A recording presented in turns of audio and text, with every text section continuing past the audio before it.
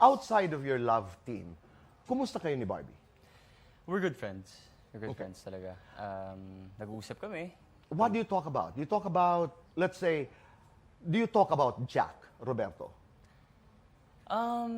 Sometimes. Siyempre, nababasa namin yung mga tweets and all that, ganon. And when you do talk, anong pinag-uusapan nyo tungkol kay Jack? Pinag-uusapan namin kung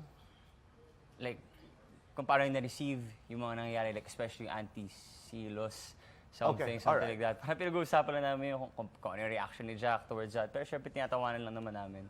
Kasi at the end of the day, entertainers kami. So, we're so happy to entertain people. And your pros. Yeah. Diba? That it is possible to be able to be a love team na outside of what you are, who you are as private people. Yeah. Diba? Pero ito ang interesante. Kasi may mga tao ngayon, patuloy pa rin na siniship kayo. Meron mga nagsasabi, sana kayo ang magkatuluyan sa totoong buhay. How do you guys react to this? Well, ako personally, I think kailangan mo natin intindihin na on a fan's perspective kasi humahanga sila sa amin eh. Like, because of Maria Clara Nibarra, nagustuhan nila yon, which is why gusto nila maging kami in real life. So, although may mga hates, we try our best to understand that kasi meron din naman silang feelings. Kasi parang for them na may makita sila na kasama ngayon si Jack and all that, na-hurt sila and kailangan namin yung intindihin. Kayo ba ni Jack magkaibigan? Oo naman, Tito Boy. So, you do conversations. I mean, nagkikita kayo, nagkakakwentuhan kayo. Yeah. Si Jack Roberto ay merong JRU, Jack Roberto University. Yun nga, yung sinabi mong anti-selos course. Eh kung si Jack meron nun, ano naman meron si David? Sa akin, DLSU.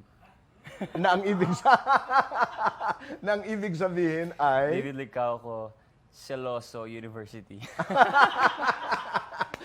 Gusto ko yon. Tingnan natin kung saan. Palagay ko marami mag-enroll dyan.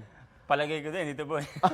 Pero sandali, sa tunay na buhay, seloso ka, no? Katulad ng sabi mo sa Fast Talk.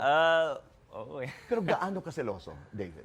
Hindi naman, siguro depende rin sa context of the situation eh. Diba? Siyempre kung lalabas naman talaga yung girlfriend mo with her friends, siyempre kailangan mo intindihin yun. Pero Okay syempre, lang yun. Okay lang yun. Pero minsan kasi may mga guys na iba yung pakay, di ba? So, Right. You're as a very guy, protective yeah, pagdating doon. I mean, as a guy, alam ko kung ano yung lalaking pwede yung pagkatiwalaan at hindi mo pagkatiwalaan. Pero hindi ikaw yung klase ng boyfriend na nakikialam sa isusuot, masyadong sexy. Are you that kind? No. Hindi naman. I mean, Okay. seloso ko in a way, pero I don't really say it na parang, uy, nagsiselos ako. Right. Siyempre, hindi naman maganda. Siyempre, meron din siyang sariling buhay, may sarili akong buhay. Sarili ko lang. I'll just keep it to myself. Okay.